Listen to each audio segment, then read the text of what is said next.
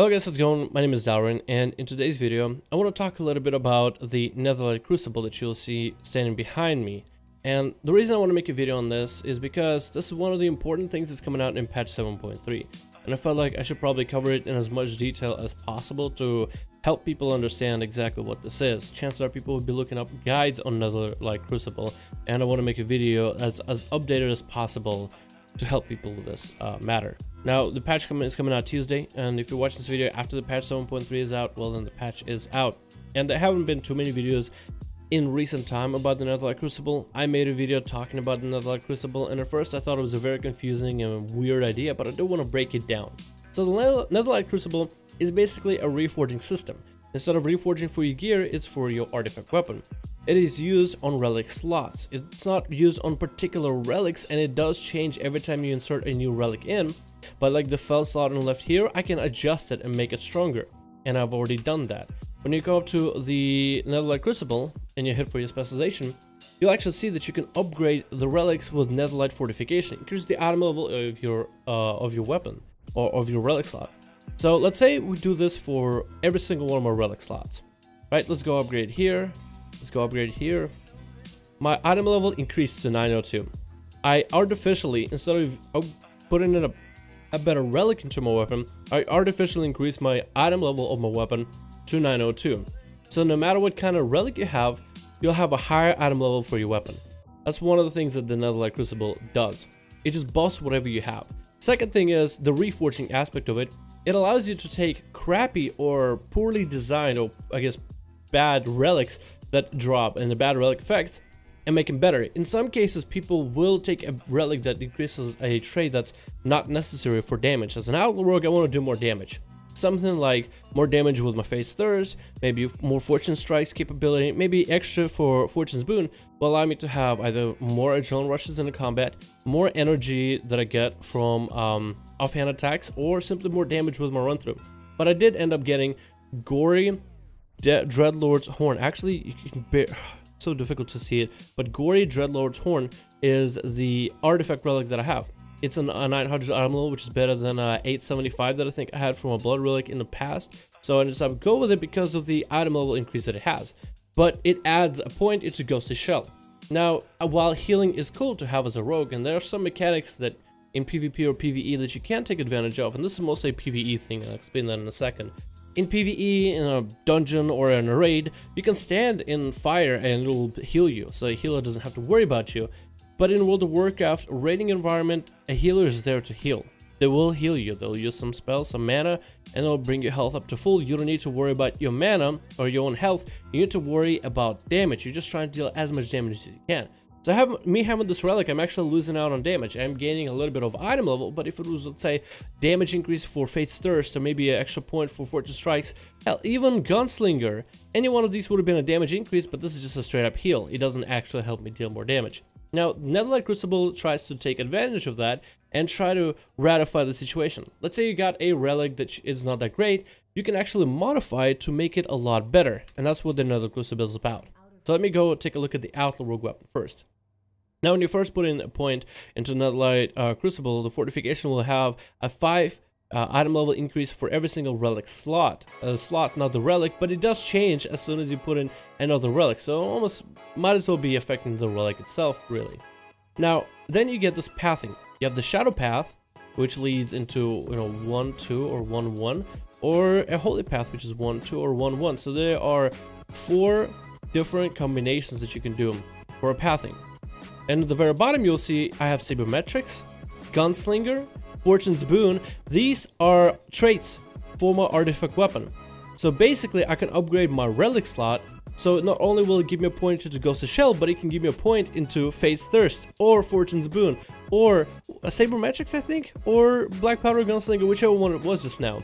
So you can basically make a useless relic useful, because it'll have this effect plus a bonus.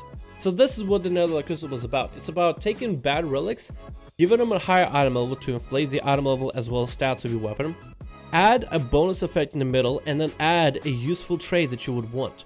So basically you want to look at the bottom, see, okay, which trait is the best that I want, okay, what are my plans, what are my options, what can I go for? And you're trying to kind of customize the way you want to build your class, and it's one of the first cases where you actually can customize how we want to play. Normally the only thing you do in Legion is through talents, but here you actually are putting points to change how your class is played ever so slightly, a lot like how legendaries affect some of our rotations, depending on which legendary we have. So this is actually a pretty cool system overall. On one hand, it can make a bad relic add an effect like sabermetrics, which is a damage increase, and let's say murderous intent, your versatility is increased by 1750, while Concordance of Legionfall is active, with versatility being best stat for Outlaw. You can have Ghosted Strike buff, an extra point into sabermetrics out of all the traits. One of the traits that increases our damage by 25% if we were to put a point into it. And you get a ton of versatility whenever Concordance is active. So not only do you get agility, but also your best stat for damage, which allows you to customize your class. Conversely, you could go Shadow route. Your spells and abilities have a chance to cause a refractor shield, absorbing 200k damage. I'm not sure why DPS would ever want to take it, but that is an option maybe for a healer, or better yet, a tank. And from there you can take a Gunslinger or Fortune's Boon. If Adrenaline Rush was, for a rare reason, the shortest cooldown for it becomes so unique and so necessary for Outlaw, you can actually gear yourself to have Fortune's Boon to reduce the cooldown of Adrenaline Rush even further, and do that with every single one of your weapons to maybe try to get maybe replacements for different relics to get Fortune's Boon back to back. So it opens up a whole new door of customizability. Now this is a lot to take in, that's why I'm trying to go as slowly as I can, while also giving you a taste of what is yet to come. So that is how it works with every single one of the weapons. Let me give you a better example, a fresh new start with Subtlety. We're gonna take a look at Subtlety's weapons, and we'll see at some of the traits. Subtlety has a plethora of traits, and some of the relics that I have Intact Infernal Palm, which gives me more damage on my backstab. Then we have increases dodge chance by 5%, which is not that great. Then we have increases dodge chance by 13. So we have two bad relics. So with this mechanic, you can actually make these relics add damage to your weapon, depending on how you want to position it. And let's say we try to do a little bit of a theory crafting here, a little bit of strategy building. So we have the relic at the right, which increases my dodge chance by 13. How can we build ourselves? We take a look at the middle ground. Your damage spells and abilities have a chance to deal 166k shadow damage and heal you. That's a damage increase. Then we have on the other side 200k refractive shield for an absorb. Not that amazing either one, but let's see what they bring at the bottom. Demon's Kiss increases damage of enable by 20. Weak Point increases critical strike damage of your backstab and shadow strike by 35%. Or Precision Strike increases damage dealt by your shadow strike by 20%. Now it's a question of, is Shadow Bind worth grabbing so then you can get maybe Weak Point? Because the Nightblade still deals good damage, but the Nightblade is there for the extra 15% damage on your target. So the damage of Nightblade doesn't really matter, but the damage on your target increase is what matters. So Weak Point would be an awesome option. So you could build yourself for Netherlight Fortification into Shadow Bind for a little bit extra damage from time to time, and then Weak Point for critical strike damage increase of backstab and shadow strike. Or if you want to be more ballsy, and let's say you have relics that will increase your shadow strike damage as well, or you say you have one or two, you can go and take Refractor Shield, which is an absorb, but you get a point into Precision Strike, which is crazy. It's pretty insane. So it allows you to customize how you want. Let's say we go the same thing with Shadow. Let's go over this again. What do we got? We have your damage and spells and abilities have a chance to deal 60k to 300k damage and heal you for that amount. So a randomization of damage, almost like a Destro Warlock Mastery type of ability. Or Infusion of Light, your damage and spells and abilities have a chance to deal 116k holy damage, and healing spells and abilities have a chance to heal you for 160k. So healing spells and abilities. I don't know if that means just healing spells or damage and abilities, or just healing spells and healing based abilities. I'm not sure how this works, but we gotta take a look at the bottom, see what we get. Weak Point increases the critical strike damage of backstab and shadow strike by 35% or 32%. Ghost Armor, which we don't really want, and Fortune's Bite. While this one is good, I think we could actually gear our Shadow Relic to go into Chaotic Darkness, grab Weak Point, and then with the Fell Relic here, we could actually go for a Refractor Shield and grab Shadow Strike damage. Extra damage and Shadow Strike, and we still get an extra bonus from crit, so you can customize it based on your relics. And let's say we take a look at the one on the very left. So now we have an extra point into, let's say, precision strike here. Here we got a point into weak point. What can we get here? Ghost strike, precision strike, fortune's bite. Now precision strike is in the middle, so it means we can actually go left or right and decide how we want to gear ourselves. So we can go to the right where we get versatility on concordance and precision strike, or we can go left and light speed increases haste by 650 and movement increase by 650. I don't know what about the movement increase by 650. Is it 650%? That'll be insane because that's like mount running speed at all times, but I'm pretty sure they'll have some change for that in the future. Maybe it'll be like a 5% or 10% or some 4%, 6% increase, some small number. Now haste isn't that great for subtlety, but versatility is, so we can go murderous intent, bam, precision strike. And so now you have two bad relics, but those bad relics now bring you something like precision strike and weak point to your artifact weapon. So now you're more balanced. So you don't always have bad relics, you're more balanced as you gave yourself more damage just now. If anything, there might be somebody out there who has, let's say, a relic for precision strike, and then they're able to use the system to get another point into precision strike. So there might be somebody out there that has one more, maybe two more points into precision strike than you. But at least now you're more or less on the same playing field, as you don't have a useless or more or less useless relic. Something else to show with the system. Let's say you decide to change one of the relics. You decided, let's imagine that this is a better relic. I got a better relic, it actually works out. Let's see, or maybe it's the same exact relic as you have, and you're like just thinking, maybe I'll do a reroll. You slot in this relic, yes. Let's say you just slot it in. Now you can do a whole new reroll system. And you would have to unlock it, as you can see how it unlocks. Got 5 points into it already. Now, you get options of Fortune's Bite, the Quiet Knife, or Demon's Kiss. You weren't lucky. So now if you have another Shadow Relic, which I do not, you can, if you had another Shadow Relic, you could slot it in and roll again to see what kind of rolls you would get. Let's see what other options you have here. Tormentor and Weak. Damaging spells and abilities have a chance to deal shadow damage over 50 seconds. This effect stacks up to 3 times, or light speed. So you could go for Torment the Weak and Quiet Knife. Since you are going to be dealing someday, or even Fortune's Bite, it's now an option. You can customize your way how you wanna. The only issue I can see this is every time you put in a new relic, all this is randomized. So in a way, you could have some people that are farming relics back to back to back. You slot a new one in, it randomizes. You see if you have anything advantageous, you slot it again. See, it's almost like a casino. It's almost like a casino machine, like a pachinko machine. I think in Japan, and some people might see that, yeah, that's probably not that great. I think this is an interesting mechanic, and I think it offers some opportunity for a lot of people that have a bad relic to not be that far behind just for getting a bad relic. Let's say you don't do that many LFRs or normal runs, and you don't get that many relics dropping for you once in a blue moon. And whenever you see even a decent one that's an item level upgrade, you're gonna go for it, even if it's just a like what I have for my Outlaw Rogue.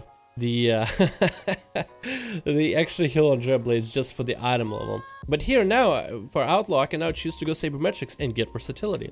Here I can go for the one that gives me more damage by Mastery, which is okay. And I can go more versatility and more Sabermetrics, because I got lucky. Now I can go for this one, which reduces the cost of my finishing moves, which is awesome. And I can go for Chaotic Darkness and Fortune Strikes. So now I have 2 more points into Sabermetrics, so my Saber Slashes are hitting harder.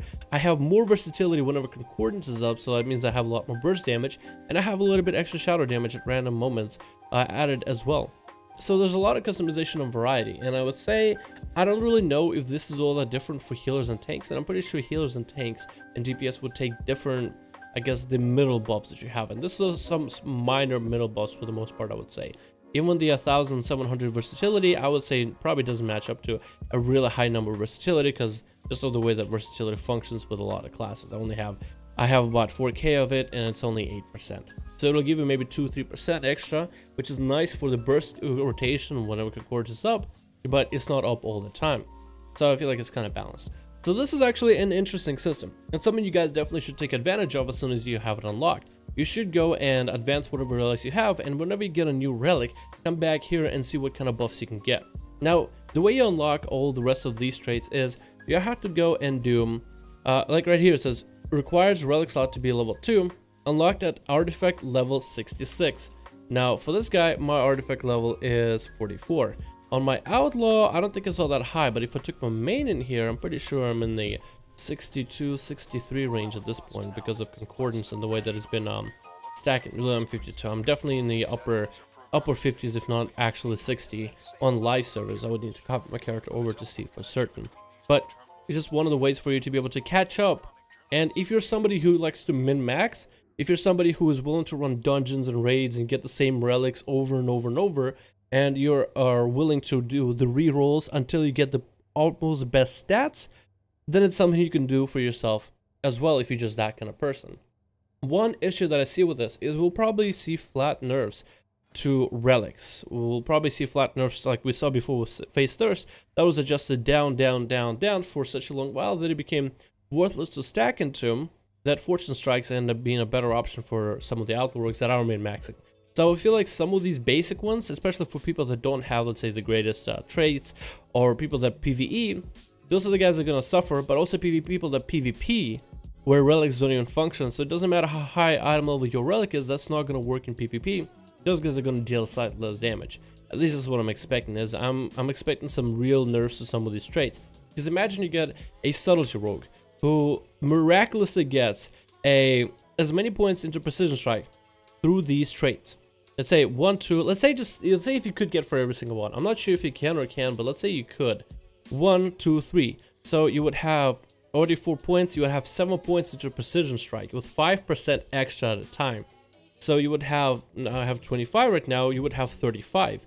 And you would have 1, 2, 3. Let's say you got, and you did the whole roll, and you got Precision Strikes back to back on every single one of them.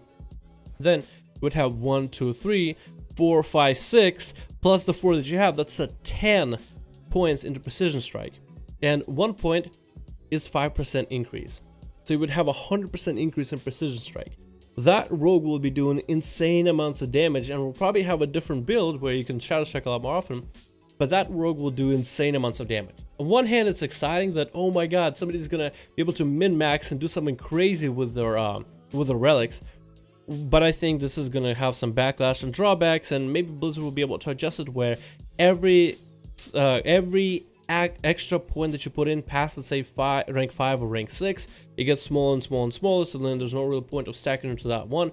But that is still also exciting because, I mean, somebody who puts a lot of time in the game and maybe is a little bit lucky can min-max to hit super insanely hard. And that'll bring a little bit extra of that reforging mechanic that we used to have back in the day, how people will be able to make their own build, and because you have so much damage into your Shadow Strikes, you could maybe go for some crazy talents and subtlety, like, I don't know, just to take a look into it, just so you can Shadow Strike a lot more often. I would think a lot of people would go with something like Subterfuge, so you can stay and Shadow Strike a lot more often. Of course, Master Subtlety would be the best option. Deeper Stratagem, because you build in so many common points. Maybe even go Envelop and Shadow, so you can be in the Shadow Striking, just having sustained damage instead of a bursty build damage. Just sustain Shadow Strike back to back to back, non-stop, keep it going. With Master of Shadows, maybe, so you have infinite amounts of energy, just so you can keep stabbing and eviscerating, stabbing and eviscerating, and getting your cooldowns back. And I think that's cool on one hand, but it also could be blown out of control where Blizzard would have to go and nerf it. That is my only issue that I have with it. But we don't know. I want to stay optimistic about it and say that this is really cool. This is definitely going to help a lot of people catch up, and also going to help a lot of people min-max. And I think it's kind of a fun system because we haven't had a reforging mechanic in a while, so it's kind of a good thing that Blizzard is at least trying to bring this mechanic back into the game in one way or another.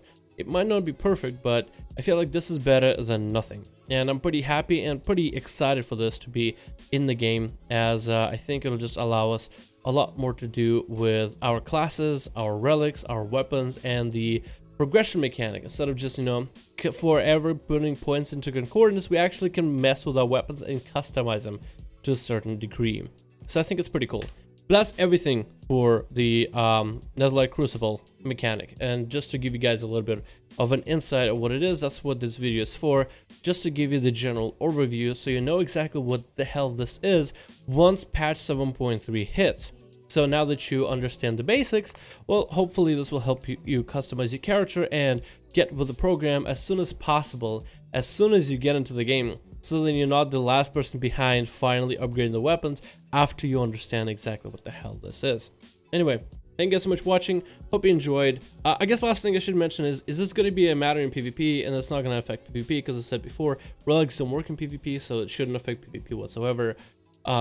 Yeah, I probably should have said that at the beginning of the video or something, shouldn't I? Anyway, thank you guys so much for watching. You have a good one, and I'll see you guys in the next video.